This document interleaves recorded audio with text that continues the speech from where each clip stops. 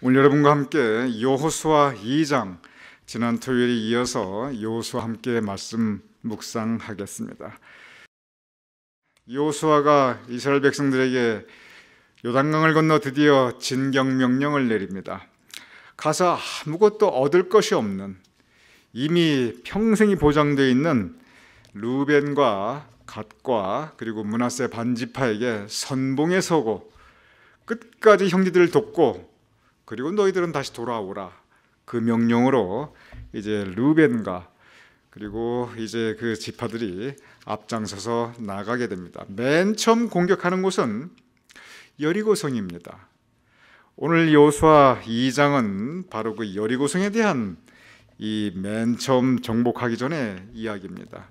여호수아 2장 1절 이렇게 시작합니다. 눈의 아들 여호수아가 시딤에서 두 사람을 정탐꾼으로 보내어 이르되 가서 그 땅과 여리고를 엿보라 하며 그들이 가서 라합이라 하는 기생의 집에 들어가 거기서 유숙하더니, 여기에서 이제 가나안 땅에 정복하는 맨 처음 이제 그 성이 여리고 성인데, 그 전에 정탐꾼을 보내게 됩니다. 이 정탐이라는 것은 이 스파이입니다. 즉 지형이 어떻게 생겼나, 성은 어떻게 생겼나, 어떻게 이 공격 작전을 짜야 될까, 그걸 위해서 스파이를 보내게 됩니다.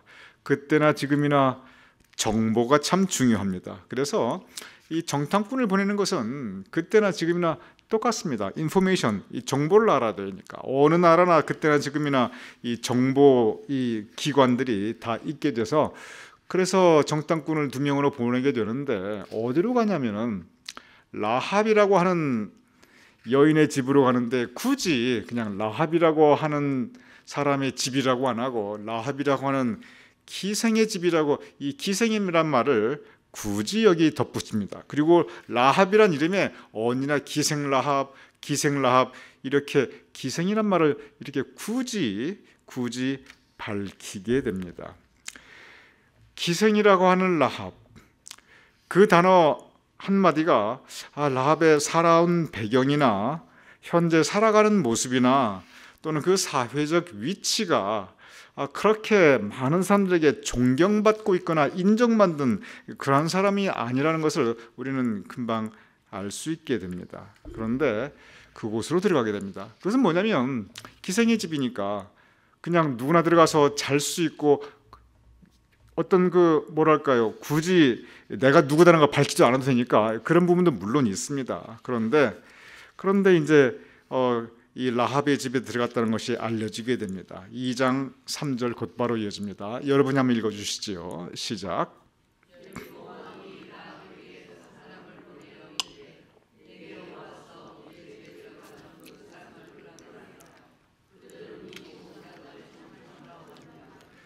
여기까지 진행하는 이 이야기를 보면은 다 우리 상식으로 있을 만한 일입니다. 정탐꾼이 그 성에 들어갔습니다. 발각이 되었어요. 그래가지고 여리고 왕이 너희 집에 사람이 들어간 걸 우리가 알고 있는데 그 사람들은 정탐꾼이다, 스파이다, 우리를 공격하기 전에 이 모든 것을 알아보기 위한 적군의 스파이다, 적군의 스파이니 우리 앞으로 끌어내라 라고 요구를 합니다. 여리고 왕의 입장에서 보면은 그럴 수밖에 없는 일이에요. 그런데 여기에서 라합이, 지금 그 라합의 집 안에 그 이스라엘 정탐꾼 2사람이 있는데, 여기서 내어주면 사실 그런 사람이 왔어요, 우리 집에 있습니다, 바로 저기에 있어요 하고 알려주면, 그럼 이 정탐꾼 2사람은 어떻게 될까요? 아주 융숭한 대접을 받을까요? 아니면 곧바로 그냥 즉결 처분, 사형을 당할까요? 여러분 상식적으로 어떻게 생각하세요? 곧바로 죽게 돼 있어요. 적군의 정탐꾼이에요. 이런 상황에서 라합이 살려줍니다. 그것도 기가 막히게 살려줍니다. 여호수아 2장 6절입니다. 그가 이미 그들을 이끌고 지붕에 올라가서 그 지붕에 버려놓은 3대에 숨겼더라. 그가 이미, 라합이 이미 이 사람들이 정탐꾼인데, 이건 만약에 정탐꾼이라는 게 여기까지 오는 게 알려질 수도 있었고, 이 사람들 발각되면 죽는데 하고 이미 그 상황을 생각을 했어요. 라합이. 그건 상당히 지혜로운 이야기이지요. 그래서 그들을 어디에 숨겼냐면 지붕 위에 올라가서 여기서 이 지붕이라는 건 우리가 생각하고 있는 미국이나 한국의 지붕을 생각하면 안 됩니다. 여러분 성화를 보거나 이스라엘 그때 당시의 그림들을 보면 전부 지방들 이 지붕이 이렇게 판판했어요. 이게 슬라브 지붕처럼. 그래서 이 지붕이라는 것이 뾰족한 이런 게 아니라 그저게 뭐 눈이 내리고 이런 게 아니니까 그냥 판판한 슬라브 지붕이었어요. 근데 그 슬라브 지붕이 올라가서 사람이 자기도 하고 막 그랬는데, 근데 그 지붕에 버려놓은 3대 숨겼더라. 여러분 저 3대가 무슨 뜻인지 아십니까?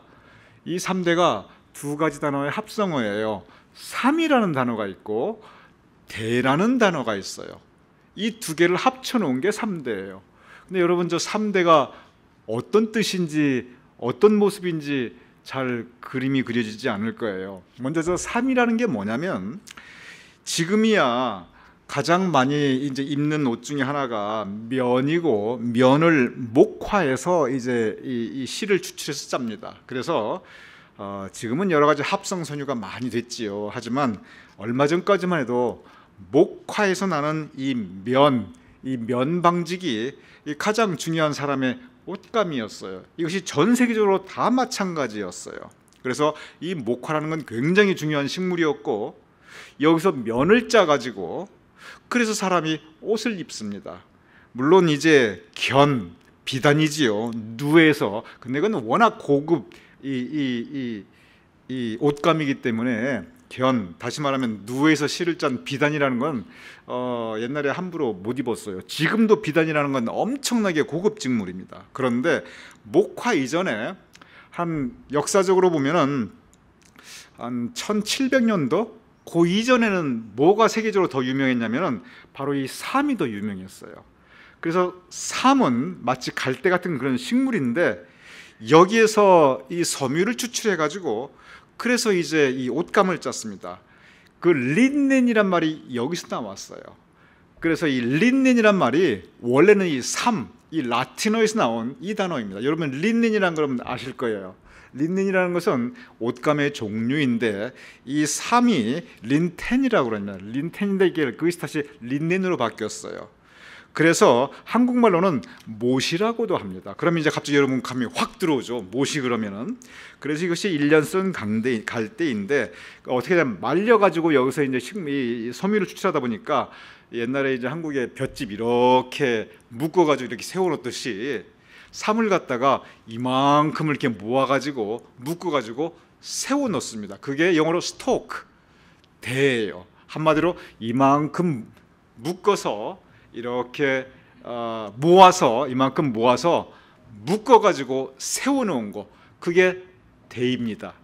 그래서 삼이라고 하는 이 린넨과 이 대라고 하는 이 한 묶음, 이게 지붕에 막 이렇게 있는 거예요. 그 사이에 숨긴 겁니다.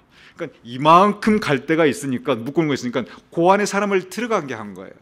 그리고 바깥에서 보면은 그 안에 사람이 있을 거라고는 상상할 수가 없는 거죠. 아주 지혜롭게 숨겨 놓았어요. 집에 숨겨도 다른 곳도 있을 텐데 기가 막히게 숨겨 놓은 거죠. 그래서 그 집에 들어가서 한번 휘 둘러봤을 텐데 못 보았어요. 그리고 나중에는 이제 줄을 달아가지고 바깥으로 내보내서 살려주지요. 그래서 죽을 목숨을 살려주었습니다. 죽을 목숨을 살려주었으니 이것은 은혜 중에 그만한 은혜가 없어요. 그 두 사람뿐만 아니라 이스라엘 백성들 전체에게도 은인이에요. 왜냐하면 정탐꾼을 잡아 만약에 내주었으면 죽었고, 그리고 전쟁도 할 수 없었으니까. 그래가지고 라합이 이 두 사람에게 그 다음에 부탁을 한 가지 합니다. 2장 12절에서 13절이에요. 여러분께서 한번 읽어주시기 바랍니다. 시작.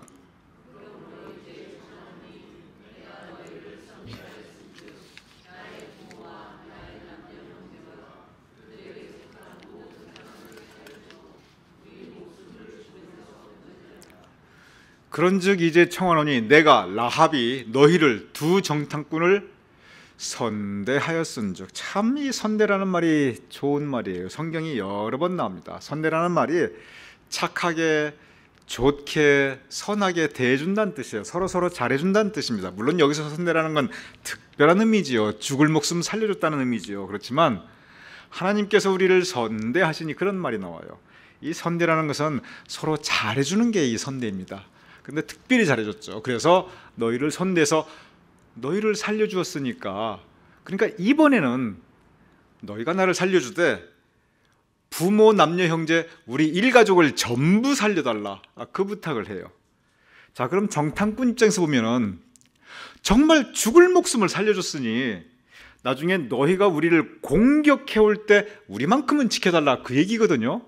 여기서 노할 수가 없지요.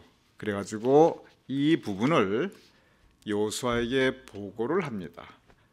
여호수아가 그 말을 듣고 라합에 대해서 고맙게 생각해요. 그래서 어떤 일이 벌어지냐면 여호수아 6장 25절입니다. 여호수아가 항상 그 기생 라합 앞에 기생을 굳이 붙여요.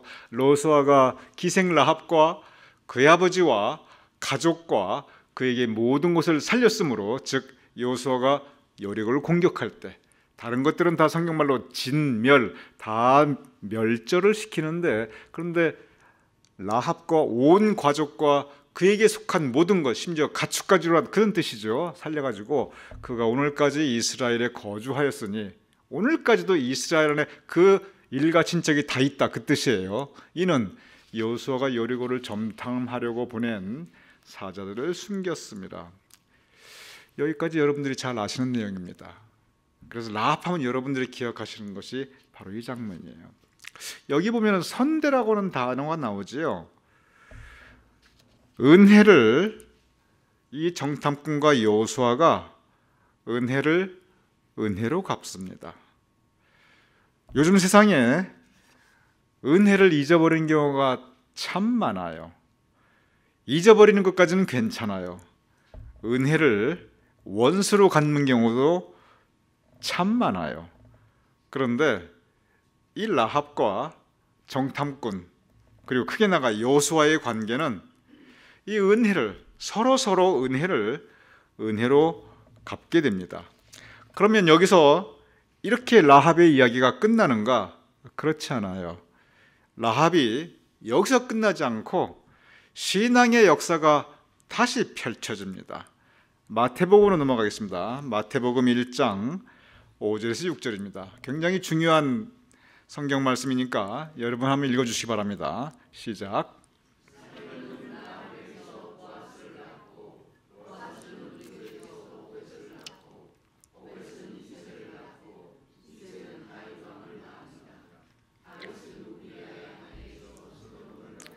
자, 여기에 보면은 라합이라는 이름이 다시 등장합니다.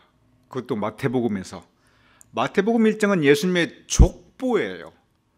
그런데 이때는 보통 딴 데는 기생라합 기생라합이라고 그러는데 기셉이라는 단어가 싹 빠져요. 그냥 라합이라고 그럽니다. 왜 그러냐면은, 자, 밑에서부터 올라가죠. 이새는 다윗 왕을 낳으니라. 자, 여기까지 보도록 하죠. 이새는 다윗 왕을 낳으니라. 마태복음에는 예수님에 대해서 그냥 예수님 그런 경우보다도 다윗의 자손 예수여, 다윗의 자손 예수여, 이 단어가 굉장히 많이 나와요. 즉 예수님은 다윗의 자손 예수다, 그걸 강조해요. 왜냐하면 마태복음 본질적으로 유대인들에게 전하는 복음입니다. 유대인들이 가장 존경하는 인물 중에 하나, 어쩌면 가장 존경하는 인물이 바로 다윗 왕이에요. 그런데 그 다윗의 후손에서, 그 육신의 그 족보로 가면은 다윗의 후손에서 예수님이 태어나시거든요. 그래서 계속 다윗의 자손 예수여, 다윗의 자손 예수여 그러는데, 다윗의 족보가 그래서 마태복음 1장에 곧바로 나옵니다. 근데 다윗 위에 누구냐면 이새. 그러니까 이새는 다윗의 할아버지이지요. 그렇죠? 근데 이새 위에가 오벳. 그럼 오벳은 다윗의 무슨 할아버지? 증조 할아버지. 근데 오벳 위에가 보아스란 말이에요. 근데 보아스는 그러면 무슨 할아버지죠? 고조 할아버지. 그렇죠. 근데 보아스 위에가 살몬이에요. 여기까지는 이제 헷갈리죠. 고조 위에가 뭔가. 근데 고조 위에 뭐라는 단어까지는 아직 없어요. 근데 그게 중요한 게 아니고, 그 살문의 부인이 누구다? 라합. 그러면은 다윗은 라합의 고조 위에가 뭔지 모르지만 하여간 그 할머니란 뜻이에요. 즉 라합은 다윗의 고조 할머니 그 위의 할머니입니다. 그것도 친할머니, 친증조모, 친고조모 바로 그 위에요. 한국말로 고조 위는 없으니까. 근데 바로 그러면 여기에서 적어도 이스라엘 민족에서 가장 존경받는 임금이 다윗이고 그 다윗의 그 고조 바로 위에 친할머니니까 이 기생이라는 단어를 붙일 수가 없지요. 그래서 기생이 빠져나갑니다. 근데 여기서 중요한 것은 뭐냐면 그럼 다윗이 예수님의 족보 중에 한 귀한 분이라는 거예요. 다윗의 불과 4대 그 위에입니다. 그럼 여러분 생각해 보시기 바랍니다. 이 라합의 배경을 생각해 보세요. 사회적인 위치를 생각해 보세요. 그가 살아왔던 과거의 모습을 생각해 보세요. 어느 무로보나 인정받지 못한 사람입니다. 어느 무로보나 존경받지 못한 사람이에요. 어느 무로보나 사회적인 기준으로 보면 문제 많은 사람으로 여겨집니다. 그런데 성경의 중요한 역사의 한 인물로 등장합니다. 적어도 다윗 왕의 친고조 위 할머니이고 그리고 육신의 그 족보에 들어갔어요. 이게 어떻게 가능하냐는 거지요. 그 이유가 있습니다. 히브리서 11장 31절에 보면 그 이유를 이렇게 설명해요. 믿음으로 기생 라합은, 이젠 또 기생이라는 말을 붙여요. 그 이유가 있어요. 믿음으로 기생 라합은 정탐꾼을 평안히 영접하였으므로 순종하지 아니한 자와 함께 멸망하지 아니하였도다. 바로 이것이 성서의 해석입니다. 제가 여러분께 늘 말씀드려요. 성경은 한 사람의 인생을 아주 짧게 평가를 합니다. 하나님 보시기에 좋았더라라든지 하나님 보시기에 의로웠다라든지 이것이 근데 라합에 대한 성경의 평가예요. 라합을 아예 이 또다시 기생이란 말을 밝힙니다. 다시 말하면 기생을 밝히다가 뭐냐면 여러 가지로 문제 많았고 어느 물어보나 사람들로부터 인정받지 못했다는 얘기예요. 그럼에도 불구하고 무슨 일을 했냐면 정탐꾼을 평안히 영접하였다. 무엇으로? 믿음으로. 여기에 키워드는 뭐냐면 믿음으로예요. 기생이라 할지라도 문제 많은 사람이라 할지라도 사회적으로 손가락질부터 할지라도 과거에 어떻게 살았다 할지라도 상관없다는 거예요. 오직 믿음으로 그의 삶 가운데 정탐꾼을 영접하였는데 왜 정탐꾼을 영접하였냐면 이 여호수아 2장을 전부 읽어보면 계속 라합이 하는 말이 있습니다. 무슨 말하면 하나님을 두려워한다는 얘기를 해요. 하나님이 보낸 사람들이다. 하나님이 하시는 일이다. 그 고백을 해요. 하나님께서 이제 이 여리고 고성을 너희에게 주셨고 그리고 너희들이 올 텐데 즉 너희들은 하나님의 일을 하는 사람이라는 그 고백을 해요. 그래서 라합이 맞아들이는 거예요. 믿음으로 하나님을 두려워할 줄 알았어요. 하나님에 대한 믿음을 가지다 보니까 하나님의 일을 하는 사람들, 정탐꾼은 결국 자기의 유익을 위해서 일하는 사람들이 아니에요. 하나님의 일을 위해서 목숨 내놓고 온 사람들이 정탐꾼이에요. 즉 하나님을 대하는 마음으로 정탐꾼을 대했고 그래서 그 정탐꾼을 지켜주었던 것입니다. 무엇으로? 믿음으로. 사람을 위한 게 아니에요. 하나님을 위한 거였습니다. 믿음으로 영접하였고 그 믿음으로 영접한 라합을 성서는 그리고 하나님은 인정하였습니다. 다시 한번 띄워주시기 바랍니다. 이 히브리서 11장 31절. 그래서 비교를 해요. 라합과 누구를 비교하냐면 다른 여리고성 사람들을 비교합니다. 순종하지 아니한 자. 이 이야기는 뭐냐면 라합은 순종한 사람이란 뜻입니다. 믿음, 즉 하나님을 두려워했기 때문에 하나님의 뜻이다. 하나님의 뜻을 이루는 사람들을 영접하고 그 하나님의 뜻에 순종한 라합. 그는 믿음의 역사에 새로운 장을 이루게 됩니다.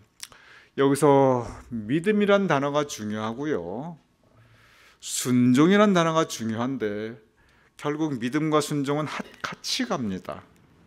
믿음과 순종은 같이 가는데, 그런데 우리가 흔히 잊어버리기 쉬운 단어 중에 하나가 이 귀한 성경 말씀 가운데 영접이라는 단어예요. 라합이 하나님에 대한 믿음을 가졌습니다. 정탐꾼이 하나님에 대한 믿음을 가지고 목숨을 걸었어요. 그런데 여기 보면은 서로 영접합니다. 라합이 정탐꾼을 영접해주고, 나중에 정탐꾼과 여호수아가 라합을, 그가 온 가족을 영접해줘요. 즉 믿는 사람끼리, 하나님의 일을 하는 사람끼리, 선한 일에 쓰임받는 사람끼리 서로 영접합니다. 이것이 진정한 친교회예요. 우리 교회 안에서도 하나님에 대한 믿음을 가지고 하나님의 뜻에 순종하며, 그리고 우리 믿음의 가족끼리는 서로 영접해야 됩니다. 오늘 송혜승 권사님께서 우연의 일치로 제 설교 원고를 보신 적도 없을 텐데 떡국으로 여러분들을 영접해주고 계세요. 영접이라는 단어가 얼마나 아름답습니까? 하나님의 뜻을 함께하는 하나님의 백성들이 서로 영접할 때 또한 하나님의 뜻이 더 아름답게 이루어집니다. 오늘 이 라합을 통해서 우리가 배울 수 있는 것은, 첫째 믿음으로, 둘째 순종. 믿음과 순종이 같이 가는데 믿음을 가지고 순종하는 길이 서로 영접하는 아름다운 삶, 그 역사가 우리 가운데 있기를 주님의 이름으로 축원합니다.